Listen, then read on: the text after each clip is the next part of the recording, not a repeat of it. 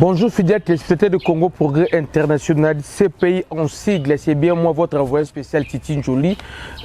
Aujourd'hui je reviens encore une fois de plus avec vous, nous allons parler de l'actualité sportive on a continent d'Afrique. Et précisément ce qui nous concerne, un match retour qui va opposer notre nation, la République démocratique du Congo et le Maroc.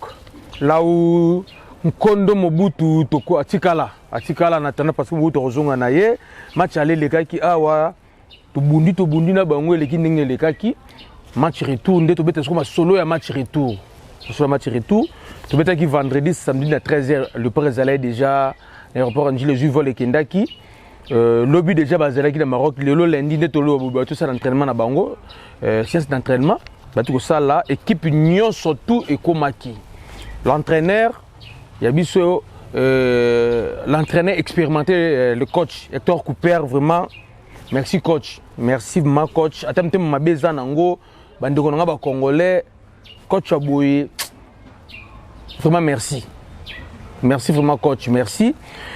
Staff tout, merci Nabino, ba joueur nyon surtout pour développer la carte de maçon de Kende, pour mettre peu ma solo ba désordre aux alliés. L'organisation mama bale o, ceux qui va bibo au monindoki, belela.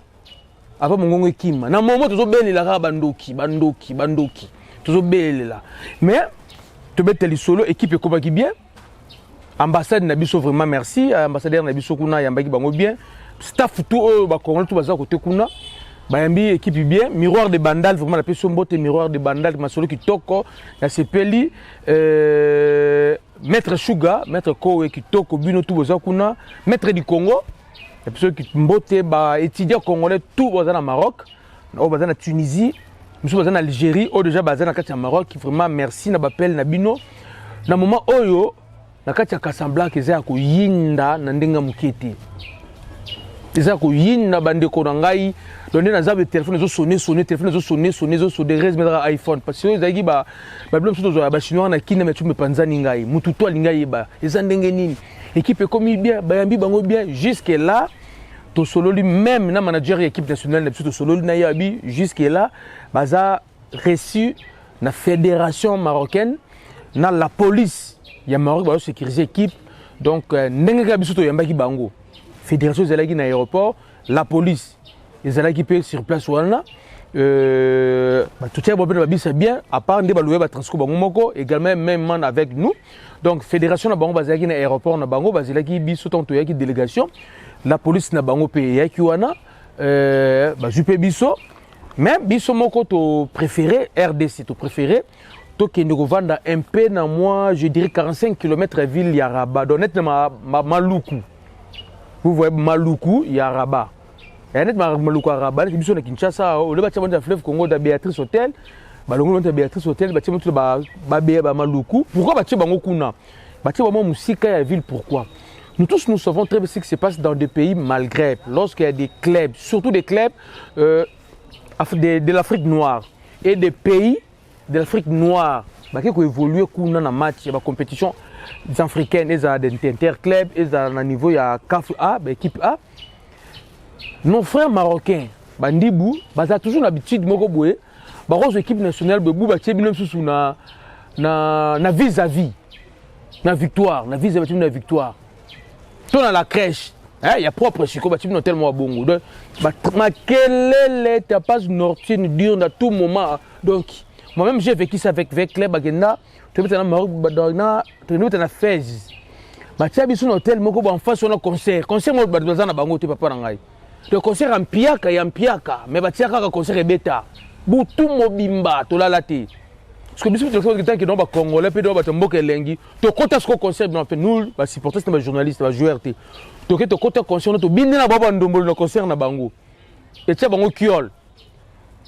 Donc, équipe Ezali na moi musika, car la Katia Casablanca, mais un peu retranché moi musika, pour nous qui m'a dérangement, dérangement marocain, salaka. Sur l'équipe qui on a des déranger, de tu préféré équipe de Bissau Zalamo musika.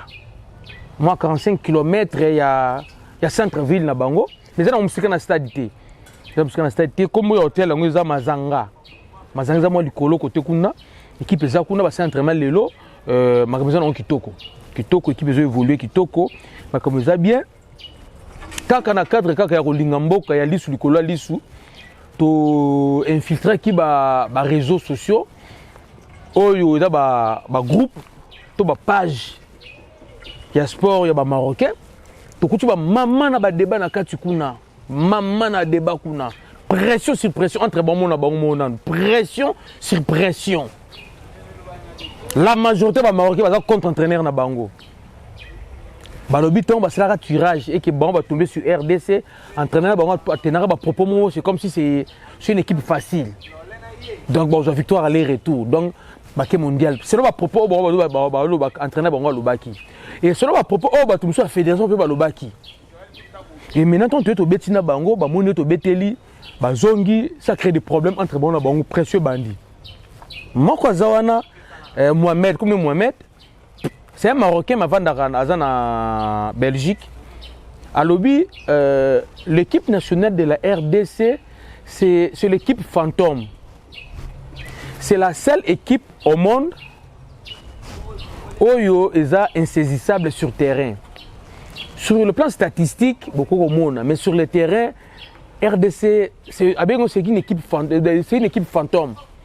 Match oh bon mon RDC a gagné bon Québec RDC Salini toi Poli naï mais match RDC Poli moment RDC qui a gagné donc c'est un peu compliqué il y a mon quoi sur place na Rabat il à lobby il faut pas qu'on soit RDC l'aventure abi RDC c'est la seule équipe au monde où il va fidèle na football local na bango comme j'avais dit l'autre fois nous les Congolais nous avons notre football. Quand il balle na biso ndenge beta maka ya biso to yebi chaque personne a balle na ye attends to beta système de jeu moko 4-4-2 3-3-3 to 4-3-3 to 5 ndenge moko da problème ezati mais biso ba congolais to na balle na biso ndenge na lobaka yango les garçons là a dit au Congo même les joueurs professionnels congolais ou beta na Congo so bimi na Congo ke beta libanda football a joué libanda mais le jour va revenir jouer pour le Congo. A remettre football au banda remettre na Congo. Le football au habitude professionnel peut na balle na poto. Un joueur congolais au évolué na Congo. Soit accueilli poto, attaquer Real, attaquer Barça. Mukola wa remettre na Léopard, bobo sana, balle joueur remettre en Europe. A remettre balle na biso. Abi ba joueur congolais au évolué la pays, ba kenda libanda, ba sala bongo. A cité entre autres alobi Mukoko Amale, Soso. Alobi na Congo za na balle mo betaka. Biso de benga ebela te ba rolia centre kaka soit jouer ballon pousser centre soit jouer ballon pousser centre mais le Maroc a changé style de jeu mais ton ba beti match ba tendenga beto bi non bon nga beteli abi Chancel Mbemba na poto avec la Ligue des Champions ba monde nga zo beta mais ce qui ayi a on a kin na Léopard engagement ça très makasi azo beta ba balle moko de balle quartier. Il est présent dans 4, il est présent dans 5, il est présent intervention dans 2, il est présent dans 6, il est présent donc poste à Zobé à Betty, il va éviter. Donc il chancel même à balle à Beta qui. Bon va comprendre la banque, il va poste à Beta qui. Les Louinda, il doit avoir tout moi ngambé dans le terrain qui touche à tous les ballons. Donc il va battre, tout ça la balle de moko très difficile. Mais il entraîneur na bango, azala prudent. Azala prudent, c'est parce que RDC par rapport à la préparation de Basala qui n'a pas calculé na bango, on a réussi à comme ça ballon et belé la carrière na bango, selon ba calcul na bango. Et il pensait même peut-être que j'en avais 2-3 tirs. Mais bah remarquez que non, à chaque fois oui, ça soit du ballon et comme on a carré. À chaque fois ceux qui sont na elle on a du ballon dans le couloir et comme on a carré. Balobi ni t'étais maladresse à bataka na biso donc mbokani na bakambu. Ceux qui bazaki na match. Ba moré ba pour la 3. Ben il y a 3 ou 4 billes. Voilà, c'est pas moi qui l'ai dit. Et ça va marquer ba mon ballon bien. Ni t'étais pas maladresse ba pivot na biso. RDC allait marquer 3 ou 4 billes. C'est parce que ton comme ça ballon facilement rectangle na bango. Biso to benga ngo carré. Mais ça na ngo rectangle. Wana ba marquer ba mon de ballon bi donc défense na bango face à attaque na biso est perméable. Donc on pénétrer bango facilement. Bien qu'il bataka bazo bouger té. Et ils ont dit aussi médiateur na bango, milieu na bango, appuyer médiateur na bango. Et nous on avait déploré comportement comment Bastien Azala qui n'était pas de son jour, Abetaki avait mal bien été. Donc, biso déplorer Kiango, il y a un avantage na bango, bango ba better le milieu là bango beaucoup. Et bah c'est un entraîneur là, bango a reconduire même milieu à Narakas, a reconduire bango, même quand on revoir défense naie, ça c'est un. Et en plus attaque naie, quand on revoir attaque naie. Avec on revoir attaque na bango, et ils sont également, ils ont dit à comment l'Air Star, Acme, que bala beta ki wana isa balo banda ko zelete donc ba miki pe ko reprocher ki doit beta ki bale moko oyo a beta raté c'est ça mais ils ont quand même applaudi Soso moko ko mali ba sepeli na ba bi moni ndenge la ba ba kumisi Soso même ba Acme non bala beti a beta raté mais bande ko na ngai na lo ba mo eloko moko boy nous sommes des Congolais entre nous to vendre tout bon to tshana ndembo na si to be kanon ko raisonner parce que le fond na lo ba to mo ndambo. Vous pensez que nous les Congolais, dans le staff, nous avons l'équipe nationale de Zaliwana, nous on a peur des joueurs marocains. Nous les Congolais, on peut avoir peur des joueurs marocains. Non. Bon, on fait c'est Acme, avec la Paris Saint-Germain. Il y a mis ok, tu es dans le numéro 1. Tu es chez celle même avec Porto. Puis nous, en Europe. Est-ce que vous pouvez comparer Porto à Paris Saint-Germain? C'est tous même sérieux. Pourquoi comparer Porto à Paris Saint-Germain? Porto a une histoire en Europe. Paris Saint-Germain a une histoire. Coupe n'a gagné à niveau il y a Coupe continentale ni Paris Saint-Germain dans Nango. Zéro. Mais Porto, la permanence à Porto. La permanence à Porto. Mais tu as chancé même Robert Kuna. Alors comment il veut me faire croire que Baron va dans star à danser? Collègue Abisso, non, bah ça. Je sais même à l'équipe mina bangwana. Musika. Vous comprenez? Babang Sarabino te bana mai, non tombe te masola mboko za Congo. Vous comprenez déjà masola Congo donc. Babang Sabi sauté. Ba so bazana akmina banga beta na Paris Saint-Germain équipe zanga titre na niveau continent. Na ba en Europe, biso na chancel même beta na Porto, équipe zanga titre. Ils aura ba titre na niveau continent kuna. Vous comprenez biso na bango comparer biso na bango te yaya. Vous comprenez? Tous les joueurs les plus chers, ils sont en balle en Afrique, en Congolais, c'est Dani Bokan, comment il s'appelle? Cédric Bakambu. Joueur les plus chers en termes de transfert, Banam balle en Afrique. C'est un Congolais, papa Nangai. Comment vous avez dit que vous tout sali machini? Tu ponga Edunga lobby, Edunga na to bunda papa griffe na TV, mon yangote na plateau, Edunga papa griffe mtabilamba, Edunga babundi na plateau. Pour Edunga lobby, non, mais on a besoin de la calme. Ce qui est au mondialité. Toké le mondial est na terrain. Tu comprends? Toké le mondial parce que nous avons lobby. Non. Bon, bazana Acme, Bisso. Tu as chassé le Mbemba. Vous comprenez? Bisso tu as détenir record. Il y a transfert le plus cher. Il y a continent. Il y a Bisso. Il y a Cédric Bakambu. Il y a nous, 2 fois champion Chan. 2 fois champion d'Afrique. Ah, on a il y a nos Congolais. Oza mutu oza ne Rwanda bazo ba comme ça ba Congolais oto ndenge nini ozolenga lenga Maroc papa na ngai na tinga na za Congolais bunga ko lenga Maroc tenga nga Congolais na ko lenga Maroc te ne lo koni biso za 2 fois champion d'Afrique na senior A 2 fois champion d'Afrique na Chan Mazembazana sur les 5 titres na club ni na Maroc ko gana Mazemba ba coupe donc na beta tolo beta tolo Bendele ko ça Bendele était club ni na Maroc l'équipe Mazembe na ba titre na club na ba niveau ba club ni na Maroc et l'équipe Mazembe na ba titre to solo la tête de konangai club ni na Maroc et l'équipe Mazembe na ba titre to équipe nationale na Maroc et l'équipe na ba titre et pourtant le Barasiti star na banga bête na Paris Saint-Germain na niveau continental en Europe za 0 titre baza titre ma côté biso za na bakama bête na Marseille bazo Ligue des Champions. Tout ça na chancel même mettre na Porto. Ils ont Ligue des Champions. Papa na bo l'autre bozo bang la bango, bo bang la bango. Bo bang la bango le ronine. Ne le ronine papa na, le ronine. Pour bien sur les 7 avions aéroport en Djila. Ouais ça maman politique est alibi sauter avion mettre balete. Si avec les 7 avions mitali bango, ba la 7 avions biso to zali. Biso la RD c'est alibi sauter. Ki boudi mais na organisation ndenge na c'est trop bête na bongo. Côte d'Ivoire ya kat. Tout ça, on a des gens qui ont gardé le pandi. Parce que 4 bords, soit ils sont congolais, soit ils sont congolais de Ronangaï. Ça n'a c'est que Banga Maroc était.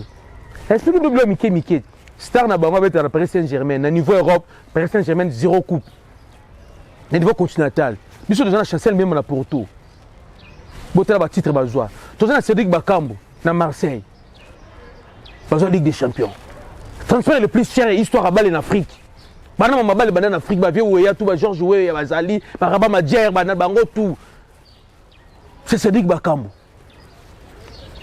Vous comprenez? Tant que vous êtes en Belgique, on avait sur des Marocains, vous êtes en Belgique. Mais pourquoi vous êtes en Bango Kakati? Sous les dehors, pas ma femme, vous êtes en Bokani. Tu es même en Afrique. Tu es même en Zembi. Tu es même en club. Tu es en Bakasiti. Tu es en club de Kokena Mazembe. Mazembe a combien de Coupes d'Afrique? Tu es en club de Boni, tu es en Mazembe. Tu es en Bakasiti, tu es en Bango. Tu es en Bango. Vous comprenez? Tu respectes les adversaires na biso. Tu as ndenge moko ma balle ba l'équipe de l'oroté. Vous comprenez? Tu as biso tu as ndenge moko bande ko ngai. On a c'est ça éveil patriotique. Vous comprenez? Si tu as autre terre, c'est non à congolais. Tu as le terrain. En plus, on doit organiser match oh, ils FIFA. Ils ont café. Oh, arbitre, ils FIFA. Tu as stade de Marty va continuer stade de Marty. Vous comprenez ko ngai? On a c'est éveil patriotique tellement sur congolais tellement. Loba chamu na pona mboka na o. Vous comprenez? Pour nous, nous sommes kotikate. Coach Nabiso, Hector Cooper, il n'est pas lobby. À lobby, il est content face au Betaki. Il est content face au Betaki. Tu vas regretter la façon de Betaki. Tu es désespéré, parce que Ayebi maintenant, et là on dit fois Bongisa, qu'est-ce qu'il faut ajouter, qu'est-ce qu'il faut aller? Il va bien Ayebi naï. Tu es désespéré, tu perdre l'eau comme mon côté.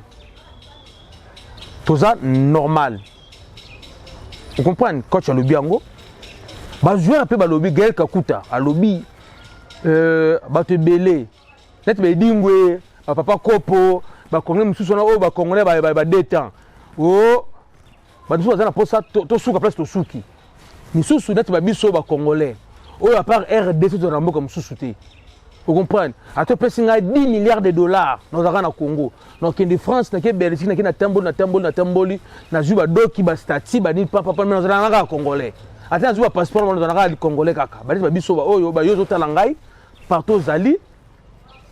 Partout zali bolanda ngai même na Londres et sika Bobiston, Joe fils mutanga Bobiston zali.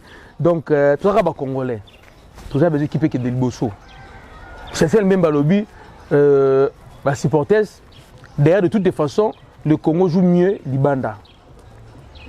Major tout lobby, habite au perdre l'eau de côté. Bon, bah, quel terrain? Barubunda. Barubunda, ça, de toutes les façons qui est mondial. Ouais, bah, joueur, lobby. Lobby, Barubunda. Ouais, mais ça va jouer beaucoup de page, tout site officiel, bah, joueur. Pour qu'il va compte Twitter, na bon, au moins, on va jouer, lobby. Joueur, nous sommes déterminés, que notre roquette, Torubunda. Torubunda, de façon qui est notre tour, oyo. Tora tangote. Match ça bien, match ça kitoko. Balé, les ali préparation mbongo ba installation. Est-ce que mbongo bimite bimité? Mbongo bimi. Batale zato batale zali. Coach azali. Toza kimia. Toti kamakambo ekende ndenge zo ko kende bandi ko ngai. Toza la kimia, ba joueur tout bazali kuna. Tokobeta lobby awe ko ezala na Casablanca, stade Mohamed V, ils ont 40 000 places, ils ont un gazon naturel. Absolument synthétique. Le stade est un gazon naturel. D'ailleurs, comme Glodingo de Robert Tate, sauf comme Arthur Mansouakou Zawana déjà. Et en plus, on a en Angleterre, il y a un gazon naturel. Donc, ils ont bien fait pour Arthur Mansouakou Beta. Si il y a une modification, donc là, ça dépend de l'entraîneur. Ça dépend de l'entraîneur, de modification. Jusque-là, je suis Robert Tate, il y a Glodingonda. Bako Sabino, il y a Glodingonda, Robert Tate. L'équipe s'est entraînée le long de Tongo. Na poka suba ça moi loko moko peut-être na poka ndé moi trop moi idée Glodingonda Robert Tate mais moi soko zonga na poste na ye équipe ke zala wana tota ne tozali ko kende ndako Sabino te ba joueur ba komaki ba joueur ba zali bien ke bano pe entraînement d'ensemble à Sali par rapport à entraînement d'ensemble ke bano à Sali mais chaque il y a pe azas ta pointe à Zali Yannick ya la bola c'est Babé Bembanyoka oui et Simba qui était na Kinshasa d'accord to beti baboko mais tu peux ignorer Yannick Bola cité dans mboka oyo. Tu peux ignorer tes abali, mutabete abali ba réalité abali. Vous comprenez? Bobby Stone de Londres. Ça calme. Dossier Bolassi, Norbert il a mis le dossier Bolassi. Pourquoi Bolassi ba les Simba les sous soit athée dans Kinshasa? Non, c'est le dossier Bolassi. Je suis entré à recevoir des informations de gauche à droite. Peut-être revendre dans refond la téléphone le jour on ça en direct. Oui, pourquoi Bolassi ba les Simba les sous soutien dans martyr? Ton dans Lubumbashi, bokoye bango. Bon ça la calme, ba joueur tout ba zaliwana. Mais là que tu peux ça passer. Ndeko nga na lobakango awa. Ministre Nabiso, trop de désordre. Le ministère Nabiso, faut que tu colubate. Il fallait un journaliste à Kende, Maroc. N'engé Zalagi, je fais Kende. N'a pas tout papa. Parce que quand tellement la vérité, le ministère, comme on a déjà battu à croire, le truc que la raba kundanga sur le cimetière qui tambo. Mais on a coup, faut pas la vérité. C'est la fédération FECOFA, on a dit ça la liste et wana, qui va présenter le ministère. Na comme une ambassade ndenge ça me partout ba et ça va boba nakala mais tout oyo toi décrire bambutu mutu na ministère parce que tout ça va avancer ministre ministère me que la liste ba journaliste na ambassade t'as des ordres ambassadeur pas récupérer un tabi non moi je traite pas avec le ministère moi je traite avec l'organe technique parce que c'est lui qui accrédite les journalistes c'est avec lui que j'ai affaire pas le ministre. Il y a un ministre, n'a pas tout le monde chaque jour va cautionner mémoire erreur. T'as la succo. Quand fait le dernièrement, quoi avertir ministère, tika ba kama FECOFA. Tika FECOFA. T'as la succo commis. Ministère va ouvrir le dossier, boké nous connait ba binoté fo FECOFA. Si qu'on a ba dossier au lieu de ceux qui 145 personnes va kende, ba comme sur 315. Ba que papa tu éviter ba ton souba nen ba okende kuna. To éviter. L'objet de la télévision marocaine moko boyé. De on nga passi. Non député, papa nga ba député. Papa député qui ça ni na match wana. Bazum monga trésor public ba député. Pour pas qu'il y ait match na Maroc. Papa, n'a pas qu'il y ait match na bongo na biso peuple congolais. Est-ce qu'on a besoin de députés qui de kuna? Là-bas on a besoin de gens qui vont chanter. Ba boyé na stade. Vous autres ne pas papa na boumi minene ba député na. Ba même ba copine na bango kuna match zo bete ba na hôtel. Mais bon même ba bete équipe. Bon mon côté. Parce que l'équipe marocaine était venue ici, on a eu un rapport au stade. Après le stade, on a eu un rapport en Gilles. On n'a pas vu des députés marocains, on n'a pas vu des sénateurs marocains, on n'a pas vu des ministres marocains. On a vu dans le stade, les diplomates marocains sont dans l'ambassade, tout le monde est dans le stade. Mais il y a des gens qui ont fait Kodi, qui ont fait Loyengi. Mais bien, on a des députés. Pas de députés qui sont là, mais est-ce que tu as un dans le stade? Il y a un stade qui est un bandi. Kokodioko, on sauter. Député on sauté. Yo le loko zoa, papa, yo le loko zoa. Est-ce que député on manzem bwana? Député on yemba. Biso to yelelo, tokoboma Maroc na 2-0. Tokoboma tango ebeta na stade ouest zo ningala on sauter. Est-ce que député on yembelo kwana? On s'attend sauter. Papa, je suis renseigné moi-même. Dans la communauté de Soukouna Babi, on a de plus ou moins 20 à 25 000 Congolais présents dans le Maroc. 20 à 25 000. Papa, on a étudié combien dans le Maroc? On peut s'étudier dans le billet. Bon, nous avons des stades. Vous comprenez? Dès que vous êtes Liban, vous êtes au Lingambo, vous avez un billet dans le pété. Bon, on est des députés. On peut député. Faut pas des étudiants. Nous sommes dans Fès, nous sommes dans la ville, nous sommes dans la Kati ya Casablanca, va soutenir l'équipe. Puis vous savez, c'est ça, Elroni. Puis comme vous avez un visa, c'est Sony. Hein? Vous avez un visa, de télévision marocaine, vous avez un réfugié qui est guerre, mais il qui est guerre pour donner. Mais député national, Sony. Tout ça pour un niveau qui me rend à on a binokuna. C'est le bloqué, c'est Elroni kuna. Mbutu. Ce qu'on va supporter, c'est les arbres qui ont des lobbies. Les journalistes, ils ont des lobbies. Le Mbutu, donc, yoka. Ce qu'on va bloquer, c'est le côté. Beaucoup qui ont des lignes, Tolinga Congo. Tolinga Congo. Ministre aussi, il touche l'ambassade. Dans le baron, chaque jour, mon ministre, je m'en fous. Si on peut voyage au Maroc, je m'en fous. Jour Nini, MK robeta tana malekisa ya Kisangani na okina tana balinière na okende bokina Maroc ngo na basi na bino bana na bino soki boyema pe na stade pe bato boke équipe avancée chef de l'état tout le monde a mis na stade po bokina mbongo ko tout le monde na stade to boy bokende kuna le bato babeta match minu beko suma biloko comme na Maroc bateka ba mokoto ba sifat mo chebo suma biloko bo tekela biso boke po no soutenir tout le monde a mis na stade boyemba pe boyemba donc bana mai tout besoin au Maroc mais étudiants vraiment merci mais étudiants congolais dans le Maroc nous besoin de Tunisie merci ndenge bo se mobiliser beaucoup tu as déjà lobby na 10 heures dans l'ambassade na biso pour que des stades vraiment merci ba bis ici na ju ba nini ambassadeur na peso merci ba bis ba mbonga bis pesa mi déjà ba louer ba bis ba louer ba transport surtout louer ba bis d'abord pe kuna et ça ngolo ko mokote ba billet pe déjà ba signaler sikoyo que ba billet sont ba mi pe déjà donc c'est bon déjà donc match ezali lobby ya ko kamwa ezana ngote na kita plateau na ngate ça qui appelle Sabino précision moko arbitre pas yebani arbitre za Burundi arbitre central aza Burundi aza secodé na deux arbitres moko aza camerounais moko aza burkinabé donc Burundi na 4 arbitre central camerounais na mupanzi burkinabé na mupanzi to arbitre bango wana var pe kezala match za 19h30 na bango kuna 18h30 GMT donc biso ba 18h30 na Kinshasa je pense bato mi kilbo za ba 20h30 bozala wana donc et que simba nango to beta match na biso kitoko bobanga eloko te bana bana mai équipe est commis bien ba joueur bazo s'entraîner bien ba joueur il fallait ba récupérer pe bango peut-être ba kebano ala ja ba récupérer Arthur Machoku ba récupérer concernant classement toujours zela lelo la butu to ba nini salama mais bozala calme bandeko na ngai bobanga eloko te si na pesi nos statistiques nous sommes deux fois champion d'Afrique na CHAN, deux fois champion d'Afrique na Léopard A.